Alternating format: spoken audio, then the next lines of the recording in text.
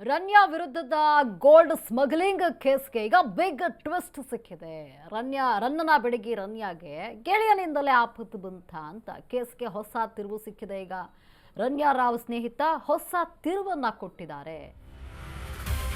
ನೋಡಿ, gold smuggling ಕೇಸ್ನಲ್ಲಿ ಈಗ ಬಿಗ್ ಟ್ವಿಸ್ಟ್ ಸಿಕ್ಕಿದೆ. ರನ್ಯಾ ವಿರುದ್ಧದ ಗೋಲ್ಡ್ ಸ್ಮಗ್ಲಿಂಗ್ ಕೇಸ್. ರನ್ನನ ಬೆಡಗಿ ರನ್ಯಾಗೆ ಗೆಳೆಯನಿಂದಲೇ ಆಪತ್ತು.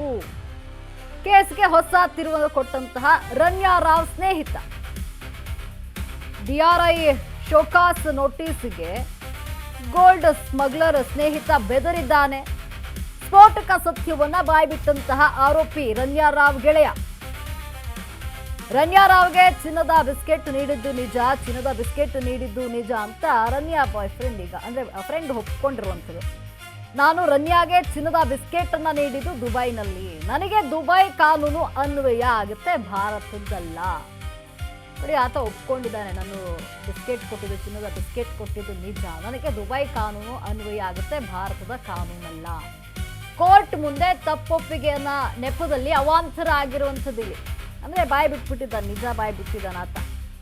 ನಾನು ಭಾರತದಲ್ಲಿ ಯಾವುದೇ ಅವ್ಯವಹಾರವನ್ನ ಮಾಡಿಲ್ಲ, ಚಿನ್ನ ಮಾರಾಟ ಮಾಡುವಂತಹ ಪ್ರಯತ್ನವನ್ನ ನಾನು ಮಾಡಿಲ್ಲ. ಆಕೆಗೆ ಚಿನ್ನ ಕೊಟ್ಟೆ, ಆಕೆ ಚಿನ್ನ ಕಳ್ಳ ಸಾಗಣೆ ಮಾಡಿದ್ದಾಳೆ, ಆಕೆಗೆ ಮಾತ್ರ ಭಾರತದ ಕಾನೂನು ಅನ್ವಯ ಆಗಬೇಕು. ನೋಡಿ, ಈ ರೀತಿ ಕಷ್ಟ ಕಾಲದಲ್ಲಿ ರನ್ಯಾ ರಾವ್ಗೆ ಕೈ ಕೊಟ್ಟಂತಹ ಆಪ್ತ ಸ್ನೇಹಿತ, ರನ್ಯಾ ರಾವ್ ಕಡೆಗೆ ಬೆರಳು ತೋರಿಸಿದಂತಹ ಆಪ್ತ ಗೆಳೆಯ ಪ್ರಕರಣದಿಂದ ತಮಗೆ ಮುಕ್ತಗೊಳಿಸುವಂತೆ ಮನವಿ ಮಾಡಿದ್ದಾನೆ ಆತ. ನಾನು ಗೋಲ್ಡ್ ಬಿಸ್ಕೆಟ್ ಕೊಟ್ಟೆ, ಅದು ಏನು ದುಬೈ ಕಾನೂನು ಪ್ರಕಾರ ನನಗೆ ಅನ್ವಯ ಆಗುತ್ತೆ, ಆದರೆ ಭಾರತದ್ದಲ್ಲ. ಏನೇ ಇದ್ರೂ ಅದು ರನ್ಯಾ ರಾವ್ಗೆ ಅನ್ವಯ ಆಗಬೇಕು, ಭಾರತದ ಕಾನೂನು.